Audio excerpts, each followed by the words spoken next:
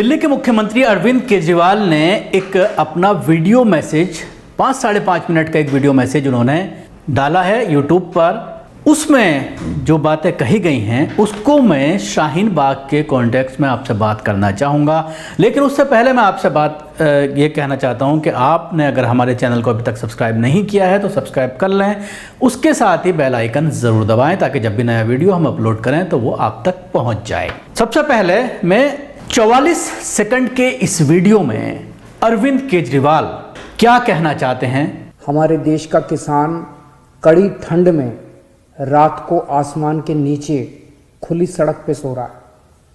ये सोच के सारी रात नींद नहीं आती। आज कोई भी देशभक्त ये देख के चैन की नींद नहीं सो सकता। ये लड़ाई सिर्फ हमारे किसान भाइयों की नहीं है, ये हम सब की लड़ाई है। जरा सोचिए, जो 2 वक्त की रोटी हम खाते हैं वो हमारे किसान भाइयों की मेहनत की उगाई हुई होती है। हम सबको इस लड़ाई में अपने किसान भाइयों का साथ देना है। पूरे मामले को शाहीन बाग से जोड़ करके देखा जाए तो अरविंद केजरीवाल का दोहरा चेहरा पूरी तरह से सामने आता है कि किस तरह से शाहीन बाग में 14 दिसंबर से यानी 11 दिसंबर को कानून पास किया गया सीएए का, और उसके बाद 3 दिन बाद शाहीन बाग से इस प्रोटेस्ट की, इस आंदोलन की शुरुआत हुई 14 दिसंबर से। और जब तक लॉकडाउन नहीं लगा, लॉकडाउन का जब तक ऐलान नहीं किया गया, 22 मार्च तक ये लगातार चलता रहा। दिल्ली के इलेक्शन भी आए और जो हंगामा देखने को मिला वो भी आपके सामने है कि किस तरह से वहां पर हिंदुवादी संगठन, बीजेपी के नेता, यहां तक कि गोली चलाई गई, किस क्या क्या नहीं किया गया। और इस आंदोलन को लेकर के जिस तरह से मीडिया ने यह कहा गया कि पूरी तरह से रोड को ब्लॉक कर दिया गया है, लोगों को दिक्कत का सामना करना पड़ रहा है। लेकिन अब जिस तरह से पूरे हरियाणा को ब्लॉक कर दिया गया है, पूरा हरियाणा बंद है, किसी भी रोड से आप हरियाणा और दिल्ली में एंटर नहीं कर सकते हैं। उसके अलावा अगर उत्तर प्रदेश और गाजियाबाद की बात करें, उत्तर प्रदेश की सीमाओं को भी एक एक करके बंद किया जा रहा है। लेकिन उसके बावजूद मीडिया पूरी तरह से खामोश है। अब कोई नहीं कह रहा कि ये लोग सड़कों पर आ गए हैं, लोगों को दिक्कत हो रही है, लोगों को परेशानी हो रही है। लेकिन इस वीडियो में जो मैं बात करना चाह रहा हूं, अरविंद केजरीवाल का जो ये आपने मैसेज पढ़ा, तकरीबन 40 से 45 सेकंड का जो ये मैसेज है, इसमें जिस तरह से वो किसान को यह कह रहे हैं कि कड़ी ठंड में उनको आसमान के नीचे बैठना पड़ रहा है, उनके ऊपर पानी की बौछार की गई, सर्दी का मौसम है, और जिस तरह से वो दर्द दिखा रहे हैं किसानों को लेकर के, तो ये दर्द अरविंद केजरीवाल का कहां चला गया था जब शाहीन बाग में बूढ़ी औरतें, महिलाएं, खातून, मर्द सब बैठे थे, हजारों की संख्या में बैठे थे। तकरीबन यही मौसम था, क्योंकि नवंबर में इस बार सर्दी ज्यादा पड़ी है, लेकिन दिसंबर 14 दिसंबर से बैठना शुरू किया था। और आपको मालूम है कि 10 दिसंबर के बाद किस तरह से दिल्ली में कड़ाके की ठंड पड़ती है, बिल्कुल खुले आसमान के नीचे जिस तरह से बच्चों को लेकर महिलाएं बैठी और पूरे दुनिया में यह मैसेज देने की कोशिश की कि सीए के खिलाफ हम हैं। लेकिन जब अरविंद केजरीवाल का दिल बिल्कुल नहीं पसीजा, जिस तरह से अब ये कह रहे हैं कि किसान ठंड के अंदर बैठे हुए हैं, लेकिन शाहीन बाग में महिलाएं, बूढ़ी औरतें, बच्चे, बार बार मीडिया उनको दिखा रहा था। मेन स्ट्रीम मीडिया छोड़ दीजिए, लेकिन जिस तरह से कुछ चैनल्स जरूर दिखा रहे थे और उसके अलावा सोशल मीडिया जिस तरह से दिखा रही थी कि बच्चे किस तरह से माओ के साथ लिहाफ के अंदर खुले आसमान में सोने को मजबूर हैं। लेकिन एक बार भी अरविंद केजरीवाल या उनकी पार्टी के किसी लीडर के जरिए इस प्रोटेस्ट को लेकर कोई भी बयान नहीं दिया गया। जाहिर सी बात है, अरविंद केजरीवाल का संघी चेहरा उस वक्त पूरी तरह से सामने आ गया था। और जिस तरह से उसके बाद अरविंद केजरीवाल जब तीसरी बार सत्ता में आए हैं, एक बार तो बहुत छोटे मामूली पीरियड के लिए थे, लेकिन उसके बाद 5 साल पूरे किए, और अब तीसरी बार जिस तरह से मुख्यमंत्री पद का शपथ लिया है, तो उसके बाद मुसलमानों के खिलाफ उनका चेहरा पूरी तरह से सामने आता जा रहा है। जिस तरह से दिल्ली दंगों का पूरा मामला सामने आया, इसके बाद एक वीडियो और मैं आपको सुनवाना चाहूंगा। यह भी तकरीबन 45 सेकंड का ये वीडियो है, पहले आप इसको सुन लीजिए। जब से हमने दिल्ली के 9 स्टेडियम को जेल बनाने से रोका है, तब से केंद्र की भाजपा सरकार मुझसे बहुत ज्यादा नाराज है। केंद्र सरकार का पूरा प्लान था कि जब किसान दिल्ली आएंगे तो उन्हें इन 9 स्टेडियम में डाल देंगे। हमने स्टेडियम को जेल बनाने की इजाजत नहीं दी। तो वो लोग अब मुझसे बहुत नाराज हैं। मुझे पता है कि स्टेडियम को जेल बनाने के लिए मुझ पे कितना दबाव आया था, किस किस का फोन नहीं आया। लेकिन जिंदगी में कुछ ऐसे मौके आते हैं जब आप अपने ज़मीर की सुनते हो, नतीजे की परवाह नहीं करते। अब ये इस वीडियो के जरिए कह रहे हैं कि बीजेपी उनसे बहुत नाराज है, क्योंकि उनसे 9 स्टेडियम मांगे गए थे किसानों को अरेस्ट करके वहां पर रखने के लिए, लेकिन उन्होंने उससे पूरी तरह से इनकार कर दिया और कोई इजाजत बीजेपी को नहीं दी। इसलिए बीजेपी उनसे बहुत नाराज है और बहुत ज्यादा खफा है बीजेपी। ये बात इस वीडियो के अंदर कह रहे हैं।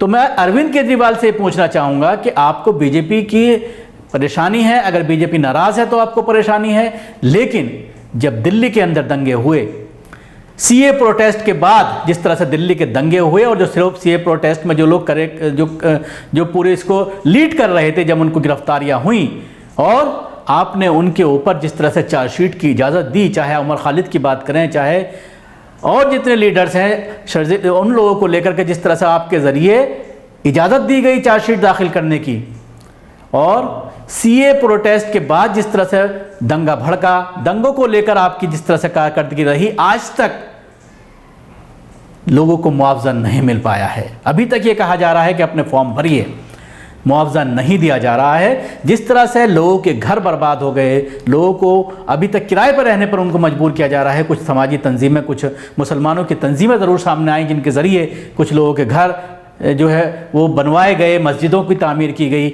मस्जिदों की तामीर के सिलसिले में वक्फ बोर्ड सामने नहीं आया, करोड़ों रुपए चंदा जमा किया गया, लेकिन उनकी जिस तरह से मरम्मत की गई है वो जमीयतुल उलमा हिंद या और कुछ ऑर्गेनाइजेशन है उनके ज़रिए की गई है। उसके अलावा लोगों को बचाने के लिए जिस तरह से सामान देने के लिए कुछ तंजीमें सामने आई, कुछ लोगों ने मदद की, NGOs ने मदद की और आज तक वो मदद करते चले आ रहे हैं, लेकिन सरकार के ज़रिए आज तक मुआवजा उस पूरे मामले को लेकर नहीं दिया।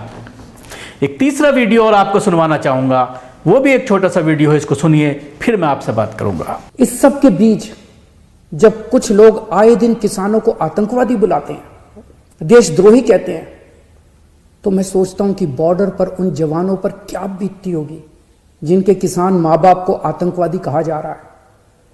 आज हम सबको तय करना होगा कि हम देश के किसानों के साथ हैं या उन्हें आतंकवादी कहने वालों के साथ हैं। अब इस वीडियो में जिस तरह से वो ये कह रहे हैं कि किसानों को आतंकवादी कहा जा रहा है, किसान का एक वाकये का उन्होंने जिक्र किया है कि एक किसान यहाँ पर प्रोटेस्ट पर बैठे हुए थे और उनके बेटे को आतंकवादियों ने मार डाला और उन्हीं को, उस किसान को बीजेपी RSS के ज़रिए आतंकवादी घोषित किया जा रहा था। जिस तरह से खालिस्तान समर्थक पूरी तरह से इसको कहा जा रहा है, इस पूरे प्रोटेस्ट को, और बार बार मीडिया जिस तरह से इसको बताने की कोशिश कर रही है कि बाहर से इनकी फंडिंग हो रही है, कांग्रेस का इनके ऊपर हाथ है, आतंकवादियों का इनके ऊपर हाथ है, तो इस चीज़ को लेकर अपना दर्द बयान करते हुए अरविंद केजरीवाल नज़र आ रहे हैं। लेकिन जब शाहीन बाग का मामला ये सामने आ रहा था, उस वक्त भी जिस तरह से आतंकवाद का नाम लिया जा रहा था, जिस तरह से कहा जा रहा था कि 500 रुपये लेकर महिलाएं बैठी हुई हैं और विदेशी फंडिंग का जिस तरह से बात कही गई थी, और जब दिल्ली के अंदर दंगे हुए उसके बाद भी विदेशी फंडिंग की बात कही गई और उस मामले में कई लोगों को गिरफ्तार भी किया गया। ईडी जांच कर रही है, अभी तक पूरा मामला पूरी तरह से क्लियर नहीं हो पाया है, कोई सबूत अभी तक जो है ईडी उनके खिलाफ पेश नहीं कर पाई है।